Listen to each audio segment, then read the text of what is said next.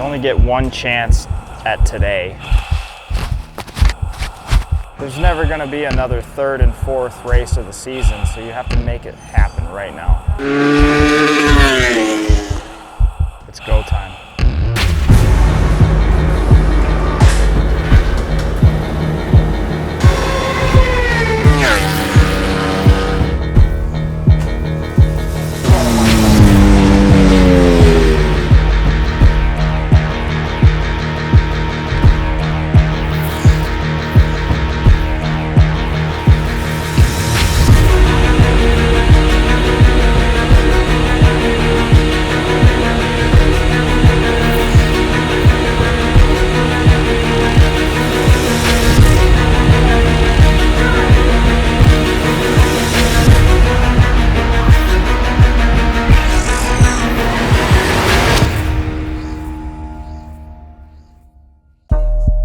Took the risk, rose gold paddock on my wrist.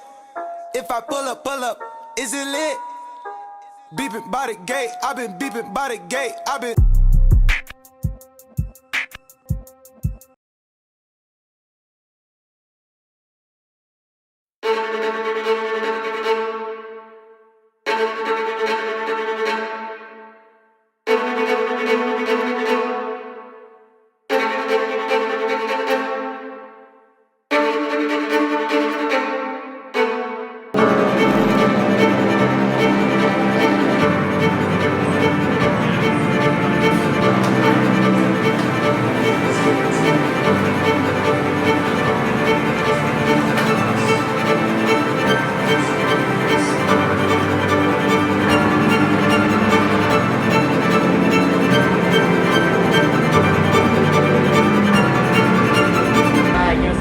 What's going on?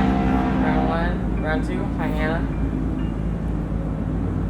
All right, so we're here, Road America, round two, back again. Really excited. We got a couple changes to the bike, and we think it's gonna get us closer to the front. So we've got, refined package, title sponsor for the weekend, Cotto Fastening, and just really excited. Can't wait to get rolling this morning. We're out in about, I don't know, hour and a half.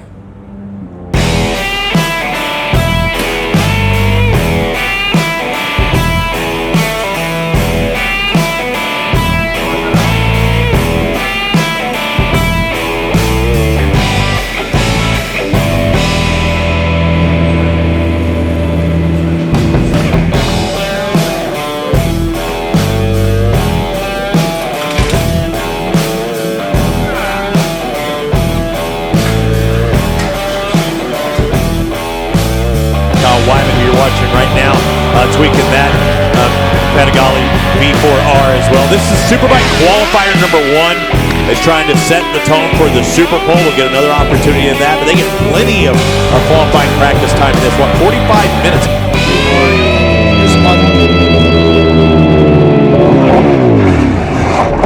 It sounded like as soon as he picked up the throttle. Yeah, it was already. You could hear him pick up the throttle.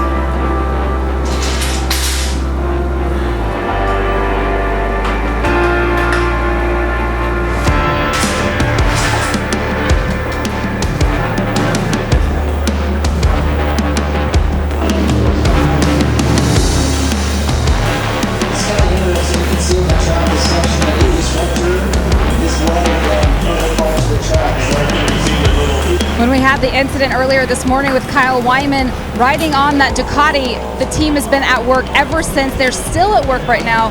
What is the likelihood of you making it out there in 15 minutes? It's likely. We'll get out. The guys are just working through a couple things. It was such a small incident, but just second flying lap, going out there and trying to get up to speed and make use of the dry time that we had. And small mistake or touched something to the ground. I don't know what happened really, but it was, the front was just gone before I knew it. So we'll get it back together. I feel confident that we'll put the Kato Fasting Ducati towards the front. Kyle Wyman on the Kato Fasting KWR Ducati team. Kato Fasting coming on this weekend.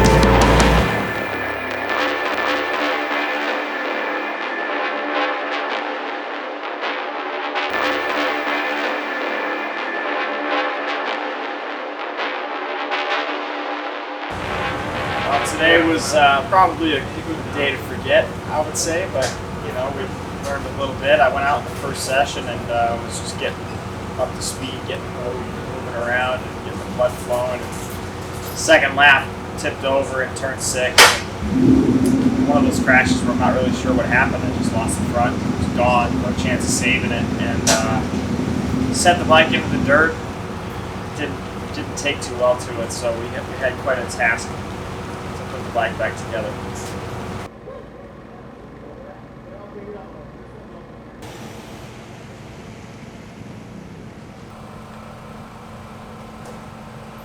You don't want to shoot this garbage. Yeah, but you're shooting it up close right now. It's fucking trash.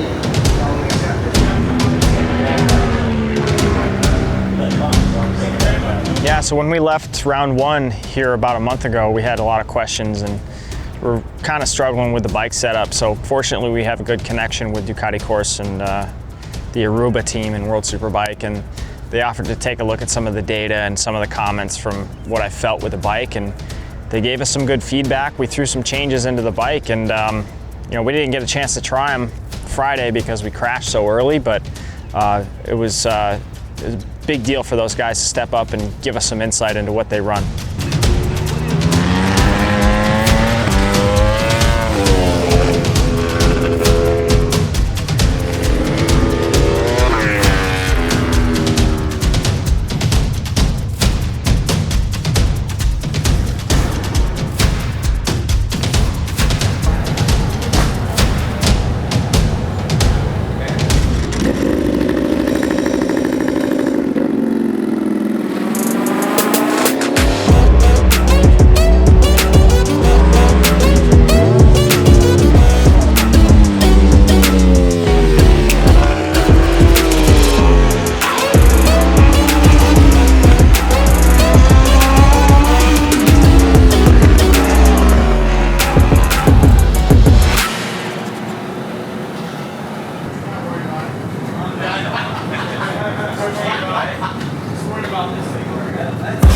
Race number one, Road America number 2, Ono Superbike class.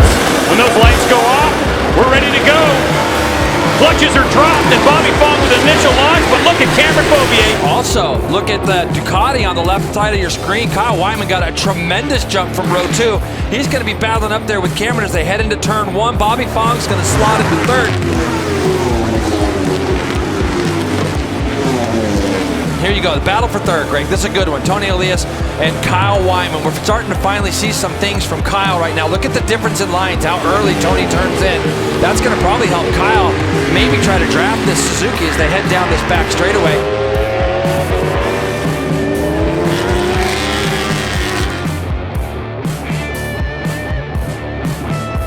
But this battle for third on this final lap could get interesting. What does Kyle Wyman have in the tank to fight with Tony Elias? There's Tony, sends it sideways, but it's nice and tidy. Yeah. Turns it in early. That's why he runs so wide on the exit, but that's his way of being able to block that inside. And you can see Tony's bike isn't that good through the carousel. It hasn't been good pretty much all race. That'll be something that I'm sure he'll key on with his team when he's done. with this race. Kyle looks like he's trying to set something up as they come into the There chicane. goes Kyle. He's up the inside. He gets it turned. So Kyle Wyman on the Ducati takes over third spot. He tries to get on the meat of the tire. Tony Elias trying to get a run at him. There's another passing spot coming up, Jay. Yeah, look at that. Kyle actually gave him a little bit of room there. This is a very sketchy place to go side by side, but you know Elias is going to fire it back underneath him. There goes Tony. He looks down. He's going to go to the apex of the corner. Kyle Wyman's got another shot at him, but where's he going to take it? Who's going to get to the line? It'll be Tony Elias taking third spot over Kyle Wyman.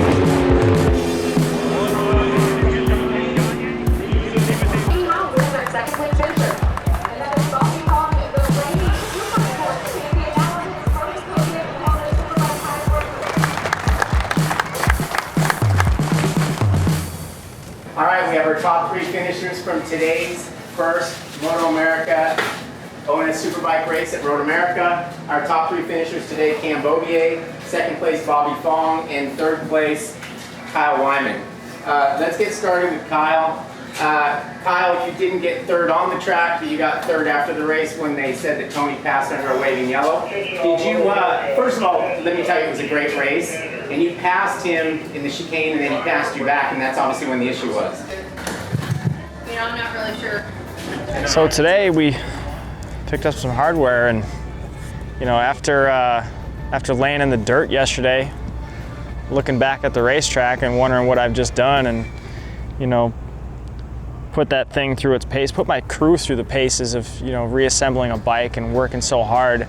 You know, if you would have asked me what the expectation was for race 1, I would have said, all right, maybe we can get into the top 5, but got a really good start and battled towards the front. Just was up P2 early, settled into third, fourth, got into a battle with Tony Elias, and man, it was long. I was just sitting there on him, just waiting, watching him, studying him, and trying to figure out where I had a little bit of pace on him. And last lap, going into the chicane, I took a chance and got in there and made a pass on him, and he came back on me. He passed me back down into Canada corner, but there was a yellow flag waving, and you know, you can't pass under the waving yellow flag, so he got penalized.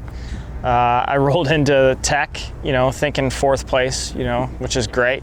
Happy with 4th, especially, you know, with the expectation I had.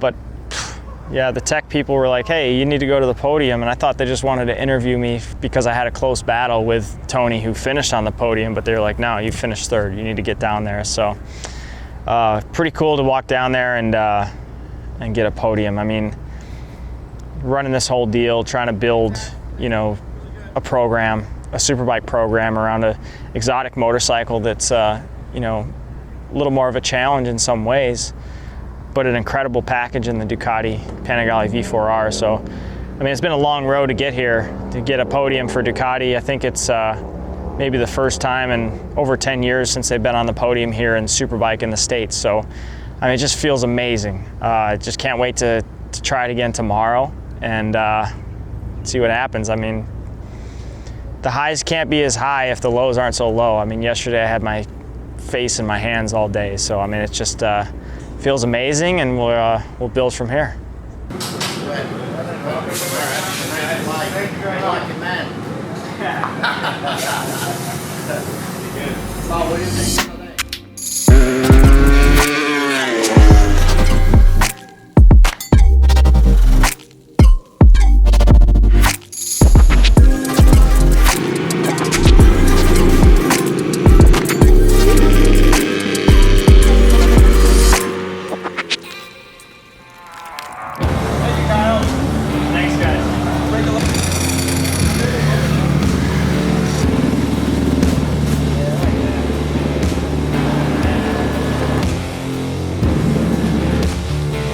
The field ready to do battle with the Californian.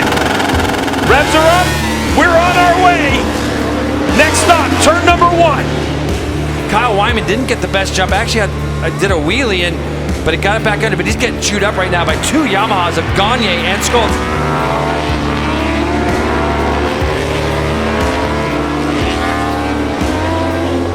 See Schultz just starting to close back up. Wyman Now the different line than we saw yesterday. He's getting aggressive, so Kyle Wyman, he's going to turn it in. Whoa, they nearly touch. Tony actually looked over and saw that coming. So, you know, Kyle actually just took it to him there as far as getting down into Canada corner.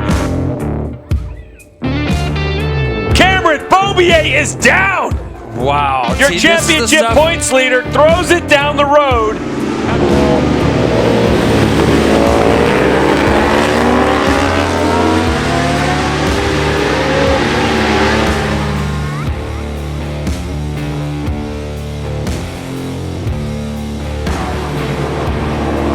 And up the hill comes Kyle Wyman, who will get his second podium in a row. Wow.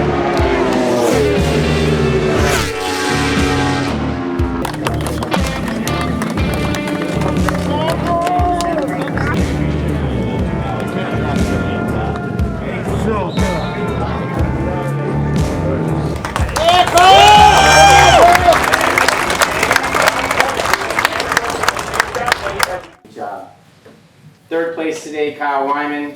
This guy waited 1,022 days between podium finishes, and then you just came back and did one in like 24 hours. So good for you. Well, yeah, it's really good. I mean, like I say, you know, we were hoping to be able to get a few podiums if things went our way through the year. Here we are. Right, and early, which is good. Like I said, helps you with the program, with everything, to be able to do that. And you know, these ones were really earned. Right, you were there to take advantage of. Whereas, you know, the first one, didn't get on there, we talked about, we were 20 seconds back.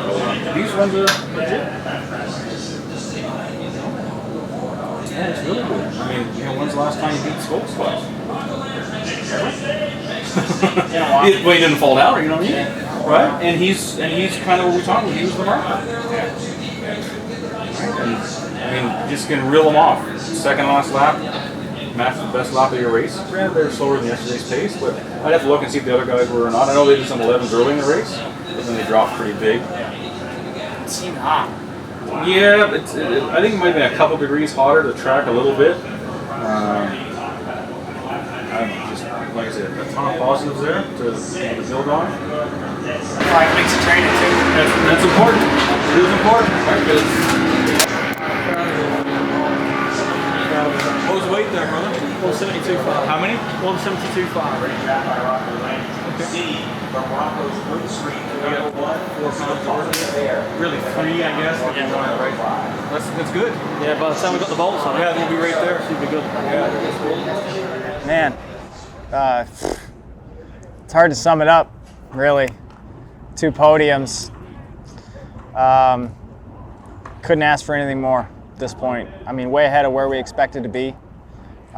Really just things clicked this weekend. I know it's crazy when you look back at Friday and, you know, I was almost just in a dark place and really bumming on myself and feeling terrible about it. But, you know, you just got to pick yourself up and push through, and came back and started swinging Saturday morning, and everything worked out for us. We got a little bit of a lucky break, but Sunday's race was full legit, totally different race. Didn't get quite as good of a start.